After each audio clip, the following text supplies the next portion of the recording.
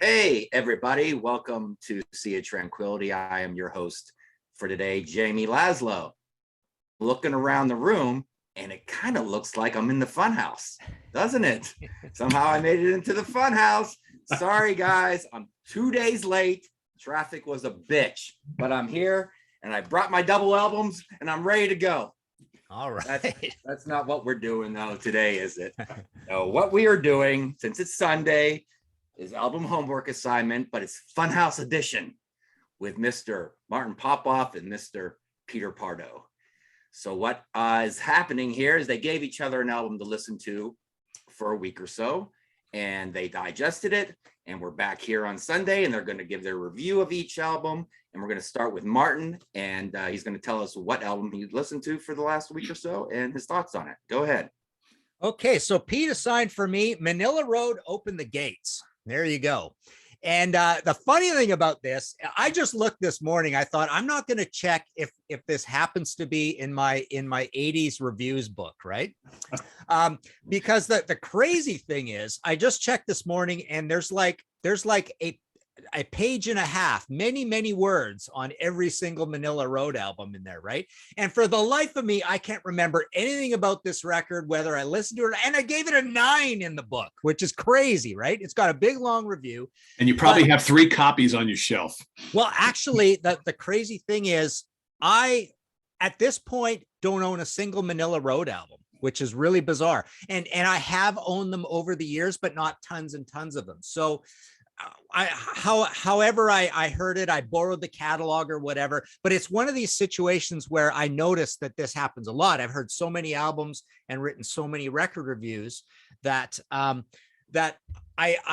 couldn't remember a single note of Manila Road. I mean, I obviously heard it in the past to be able to review it, but I don't know however many times I played it. But it was really cool going through it and with completely fresh ears, after certainly not hearing it for 20 years, I don't think. And realizing like what a cool band this is, a lot of mystique to them.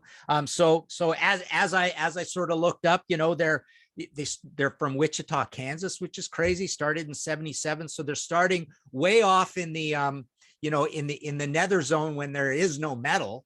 And they become more metal over time. You know, the metal album, and this Open the Gates is their 4th album. I guess it's the first on a label. Good old dodgy Black Dragon Records. Remember, I own lots of Black Dragon records over the years, right?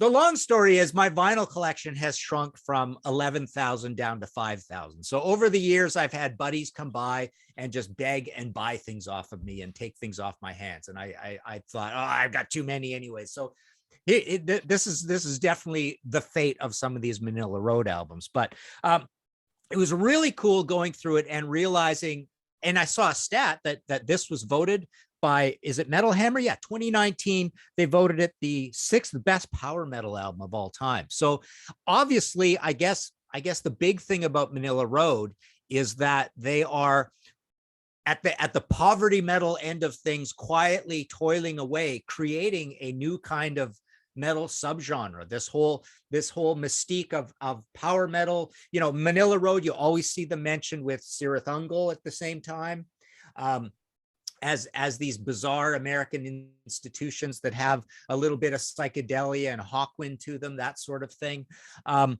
And so they're again the almost like the building blocks of a necessarily underground version of power metal, because to me early power metal also is grown through Judas Priest, but then later even big bands like Accept and Dio and stuff like that, Metal Church. But this is definitely at the underground level, the almost like the do-it-yourself level, because they literally do it themselves in the beginning. Self-produced. Well, this one's self-produced. They're a power trio, so there's just the 3 guys doing this. What year is this album? 1985, right? Yes, 85. So Crystal Logic is 83. And I played Crystal Logic, and Crystal Logic, just to do a little comparison, I played some more of their later stuff, which I'd never heard most of those records, because they kept going a long time. Sadly, we lost Mark Shelton. I got to meet him at there was a big metal fest in Calgary that I went and spoke at and had a table and all this. And there were all these breakout rooms with these cool little panels and stuff. And he was there, the band was there, they played and stuff, super guy, but he died of a heart attack, right? The day after playing Headbangers, the fest in Germany, and the next morning, I guess he died of a heart attack. So yeah, one of the great,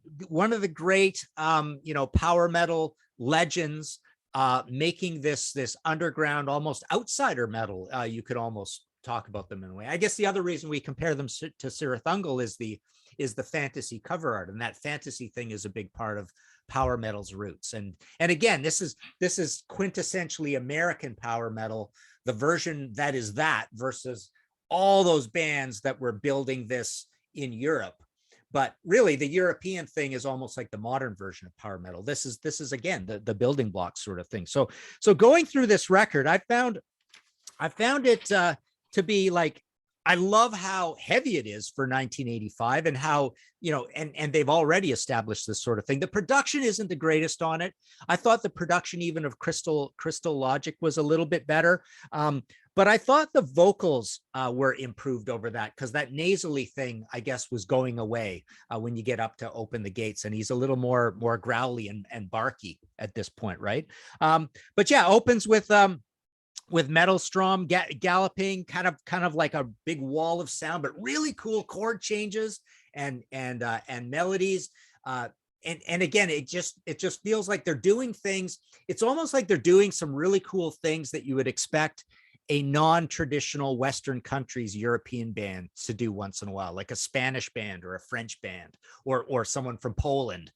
So you're hearing these really cool, dark, kind of guitar chord sequences that you don't normally hear. Open the Gates, is kind of a power metal one. The title track, Astronomica, was really cool. Excellent opening on that. It had this was actually, I guess it's their most popular song on Spotify off of this album, but really mid-paced, groovy melodies, again, really mystical sounding. And that's the other cool thing about this band, is that obviously they create kind of this alternate metal world, of movies and gaming and fantasy and all that, right? And so I thought that was really cool about it. I mean, this is another one of those bands where I almost feel like, that thing I say, retirement band, where you just think, okay, I got to go learn this entire catalog and get into this and get into their entire world of it. But it's so funny that at the time, it really is one of these bands that I had a blind spot for, that I had sort of almost thought it was too hard to get into, so I'm not going to get into it. I knew it a little bit, but not that much. But it's cool to see them going on and putting out so much music later on. So back to the record, Weavers of the Web, I thought had a bit of a Celtic Frost vibe to it, because sometimes I feel like their riffs are so dark and so like critical mass moving forward that it really feels like that whole Celtic Frost thing as well. Ninth Wave was a little, almost reminded me of like spooky early Maiden crossed with Rockarola. I think it has the melody of kind of a Rockarola song. I'm not sure which one, maybe the Winter Freeze Suite. Heavy Metal to the World is like an early double bass thrashing song, but it's not like a palm muted double thrashing song. So it's more like a Motorhead thing, right? So they're acting kind of really old school in that, right? The Fires of Mars was totally doomy. Fires of Mars is one of my favorite ones on here. I love the way how, when you get to the end of the album, my three favorite songs were The Fires of Mars, Hour of the Dragon, and Witch's Brew. Witch's Brew is a really cool mid-pace sort of riff thing.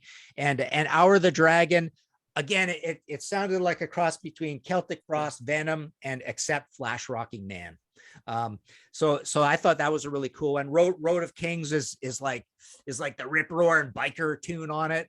I really appreciated getting like reacquainted. I was almost embarrassed to realize how much I have no clue who this band is, And yet I go back and I've written 2 full pages on them, right? And all the records in order. So there are so many things that I've reviewed that I've completely forgotten about, because as you may know, like apparently I've written more reviews, more record reviews. When you add it all up, it's 7,900 than anybody who's ever written record reviews in the history of all music, apparently. So that's a lot of reviews anyways, no matter how you add it up. And when I was doing those books, I endeavored one way or another from buddies or whatever. If I didn't own the albums, I got to borrow them so I can write, the goal is to get the whole catalog in, right? So everything from the 80s is in there. And I'm sure if you look at the 90s book, I don't know for sure, but if you look at it, it's probably some Manila Road in there as well. So yeah, crazy. So it was really cool getting reacquainted with this stuff.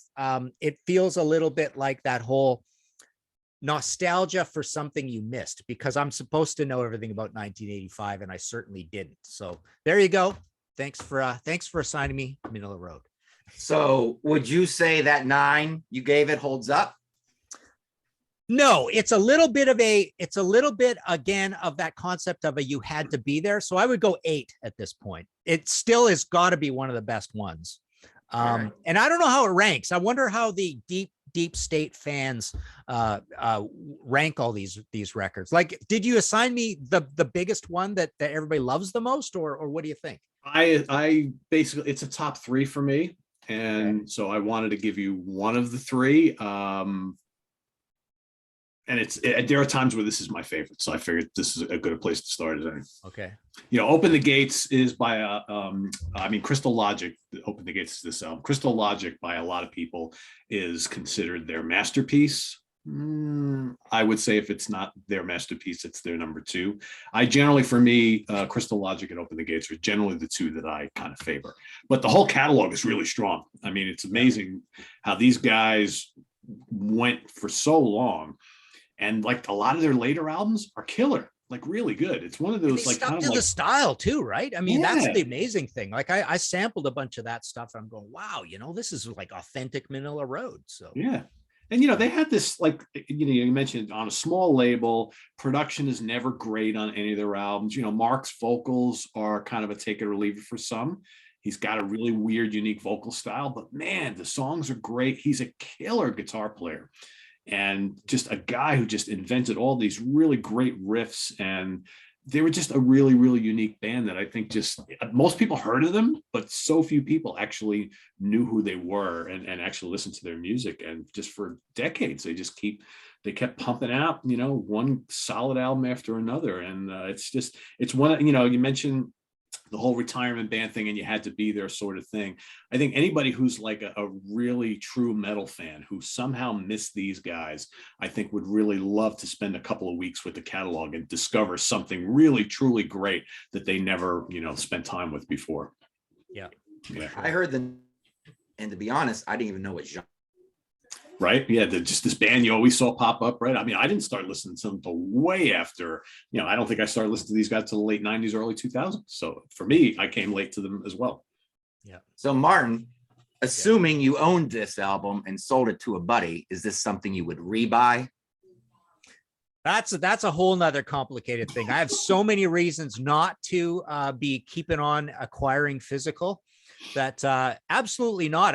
There are so many of my favorite albums, even in recent years, from the last 3-4 years ago, I don't even own a physical copy of. Or even when I interview a band and I love them so much and they're kind of buddies or acquaintances, I no longer even ask the PR person for a physical copy anymore. And I rarely even visit stores anymore. I figure with 18,000 CDs on the wall and still 5,000 vinyl, I got enough physical. I really, there's almost nothing that I need to go out there. I don't even have the new Bush Cult album on physical yet. And that's when I do wish I kind of had at times, because I'd like to look through it and read it and stuff. Right. But even for that, you go on Spotify, I mean, not Spotify, but you go on Discogs and you can scroll through and look at pictures of everything. But I have yet to find the perfect, awesome place to be able to read liner notes, because you can't always see liner notes on the internet. Is there a spot like that? I don't know, but because sometimes you can and sometimes you can't, depending on how big they make the picture. But yeah, sometimes it's hard to find that sort of stuff. But So the answer is absolutely not. If I don't even have the friggin' new Blue Oyster Cult album on physical, I definitely, you know, I'm not going to go back and buy old stuff. So Yes, I feel you. yeah.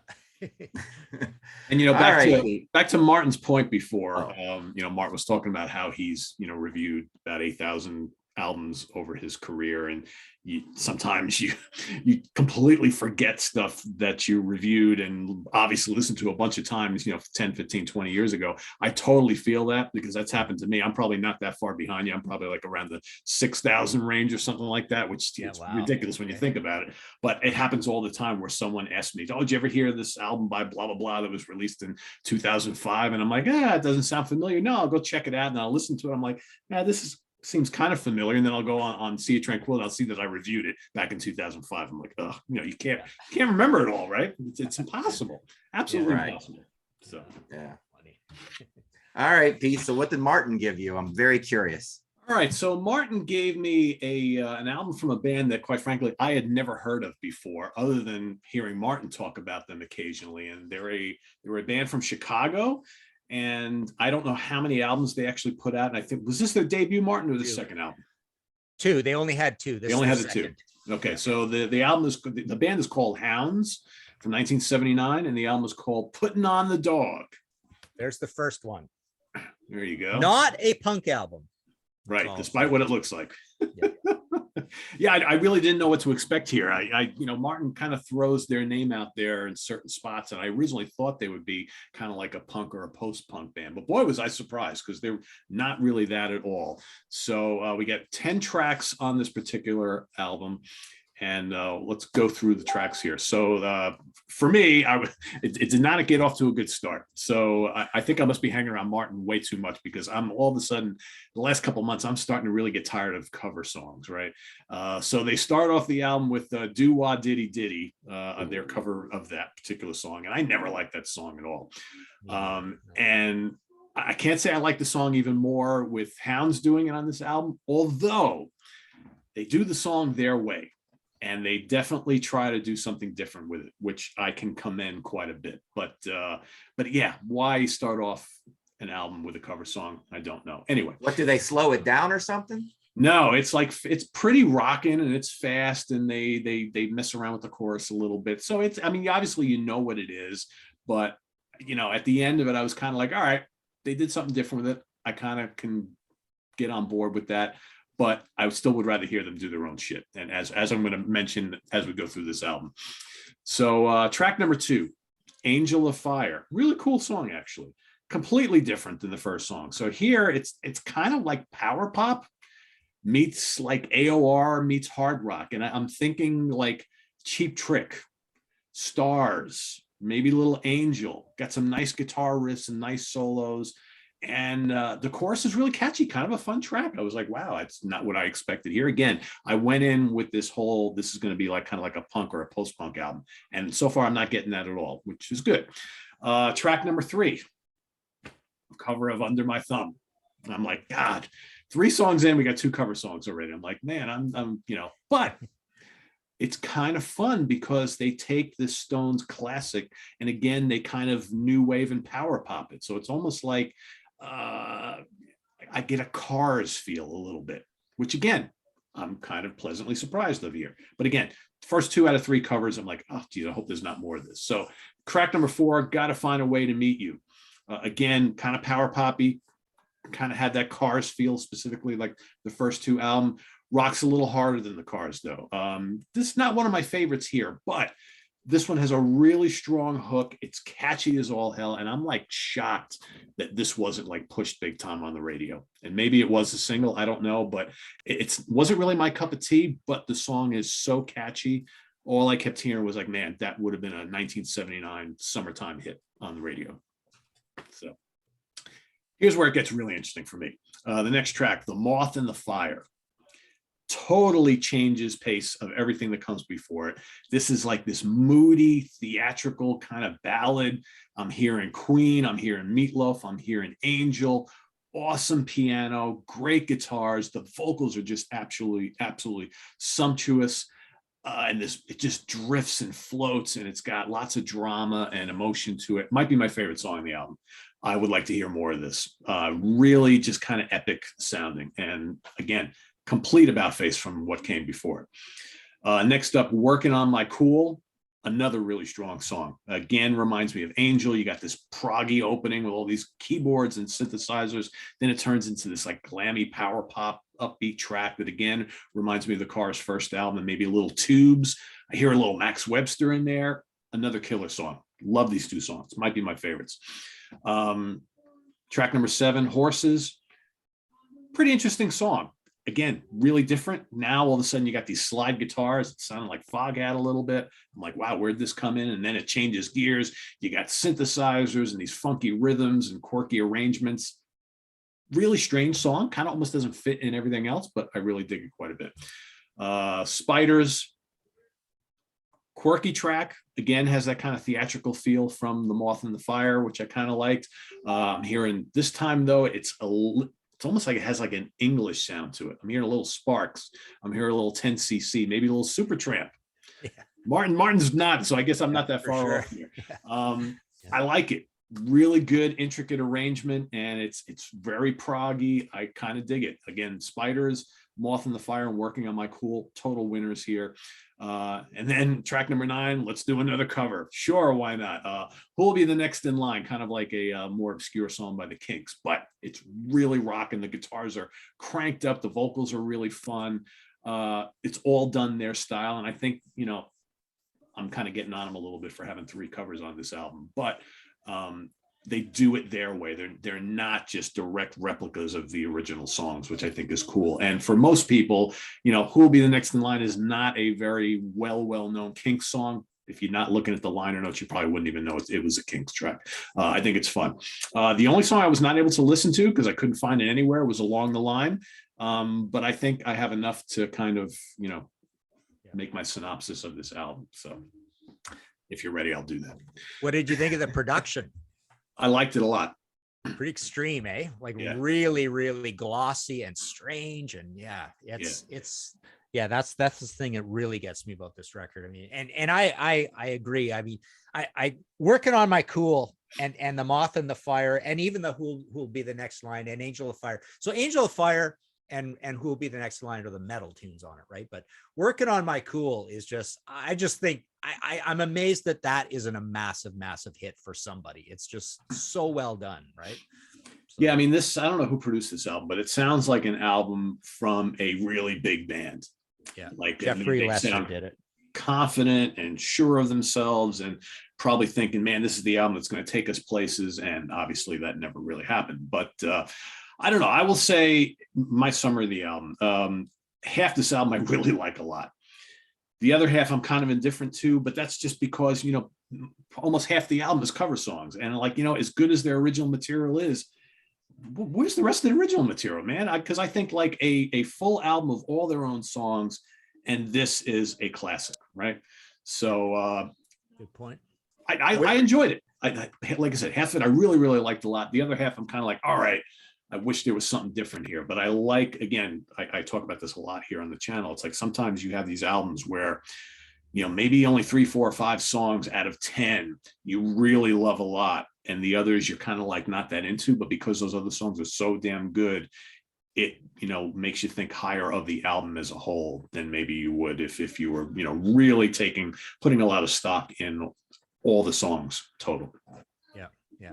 Was this their first one or second one? Second, and just to give you a word about this one. So this one's a little more, this one is a little rawer and a little more analog and maybe a little heavier. And it reminds me of a little bit of a cross between Heavy Billy Squire, Dictators, New York Dolls, maybe a little Hanoi Rocks to it. It's a little more New York City street, but it's definitely not punk, even though that it's got that bizarre cover to it.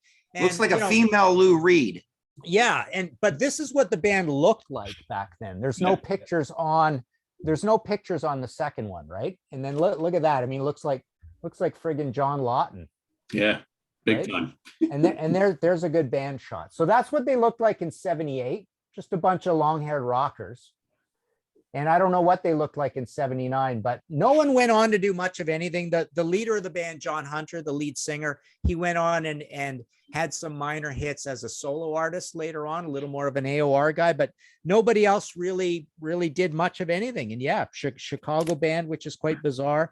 But yeah, both of you check out the first one too. I'm, hopefully you can hear it on YouTube, and you might even like it a little more. But I totally agree with Pete on this, is that half of it I'm not much of a fan of, but the other half I'm like, why is this not the biggest band in the world? Because of that production and the style and the quirkiness and the sound effects, that they put in here and there. Like you say, the beginning of Working on My Cool and the weird little things going on in Angel of Fire, which is a big epic. And but in the last about minute of Working on My Cool, it's one of these huge uplifting moments where you think song of the summer sort of thing. Like there's kind of a return of a theme that's just one of the magic moments in all of rock and roll to me. So if you haven't heard that little tail end of Working on My Cool, the way it goes out, just check it out. It's a masterpiece. And that's why I love this album so much. I wrote up the story of both of these albums in my old Yale Metal series. I interviewed 2 or 3 of the guys for it, found out a little bit about them, but there's nothing to know really. I'm sure if I remembered, there were definitely some cool stories about doing this and that with other bands and why we didn't make it and all that kind of stuff. But yeah, they just came and went, and quite rare, these records. You don't really hear much about them. Yeah, there's definitely a real artsy flair to quite a bit of the material on this album, which I really appreciate. Well, I'm curious, say 15 years from now, is this going to be one of those reviews, Pete, that you totally forgot that you gave? It's very possible. I mean, 15 years from now, we might be forgetting our own name. I know. Yeah. Geez, that is true. That is true. So you're not going to buy it or anything. It's not Well, I don't even know if that's possible. Well, I mean, that's the thing. I have looked, and CDs. It's been out of print for ages, but there are CDs available, but they're really pricey. So for the moment, I'm probably going to hold off. But this is one of those things that I will probably be monitoring for cheap copies in the months ahead. So this is one of those, I almost wish that some label would, like the old One Way Out Records or whatever, or BGO would come out, put out like a 2-in-1 and have both of the CDs in one CD set, both albums in one CD set. And I would go scarf that up in a second. So I liked it. I'm surprised Derek Oliver hasn't put these out on Rock Candy. I mean, basically, they're so rock candy. I mean, he must love these albums, right? Absolutely. Well, so maybe there's hope. So I'm going to hold off for now, but I liked it enough that I am interested in eventually getting this in some form or another at some point. So yeah, the thumbs up for me. I liked it. All right, cool. Because when we get into those rarities, man, you go on Discogs and you go, vinyl, $347 is the last price it sold for. Well, on vinyl, these on vinyl would not be very expensive because no one really knows or cares about them, and they were both on Columbia, right? So for vinyl, they're easy to find, but I know you haven't got that whole setup going with the whole vinyl thing, right? So he doesn't have room for vinyl. Look at him behind him, and I'm catching up. I got vinyl downstairs though. Cool. All right, there you have it, folks. Don't forget to visit us on the web at www.seaoftranquility.org. We are on Facebook. We are on Twitter. But we are on YouTube all the damn time. And before I pass it off to you, Peter, to take us home, I just want to mention real quick that I got a new Facebook page up. I know there's enough Facebook pages out there. I get it. But I started yet another one, and we got like 190 people so far. So it's a quaint, nice little party. But it's all dedicated to physical media. A lot of people stream, and I just find that a little soulless. They stream movies, they stream their music, they read books on their Kindle. Are Kindles even around, or is that 2000s? Believe it or not, they still are. Yeah. All right. Well, this is dedicated to actual albums, CDs, cassettes, 8-tracks, comic books, regular books, anything that you can touch and read that gives you pleasure, except your wife or husband or girlfriend or boyfriend. You can leave that out. So come on over. I will put the link down below as a comment and just click on it and join. easygoing kind of crowd. There's no big rules or anything. Just post pictures of what you bought, what Amazon Showing dropped off their off, stuff, and yeah. what you maybe Showing bought a off year stuff. ago. Yep. Sounds good. Pretty cool. All right. Pete, you want to tell anyone what you got coming up, or you just want to fade out? Well, let's see. Coming up, it's tomorrow's Monday, so we're back with the Hudson Valley Squares. We're going to be doing another album war from 1982. So tomorrow is Creatures of the Night by Kiss going up against Black Tiger by Y&T. So tune into that. And then we've got Tuesday in the prog seat. What the hell are we doing Tuesday in the prog seat? Oh, we're doing 1982 in the prog seat as well. So we're doing Jethro Tull's Broadsword and the Beast going up against God, what is the other one?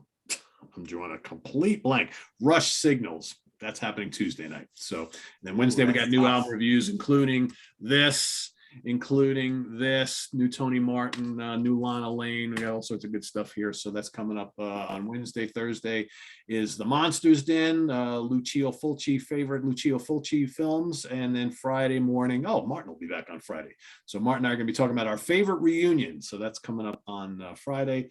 Saturday, we've got the UK Connection with Simon Bray and Stephen Reed, and then we'll be back here once again on album homework assignment. So lots of stuff coming up over the next week. So, and album rankings and all sorts of other things filling in the holes. So. All right. Wow. Excellent. Well, this was really fun, guys. I enjoy hosting these. I don't have to do any prep. I just set up the camera. Show up, right? That's why I Say love it every stupid week, shit. right? It's my favorite All show right, to do the week, everybody. and I don't have to do anything. Have a great Sunday. Take care. Bye-bye, everybody.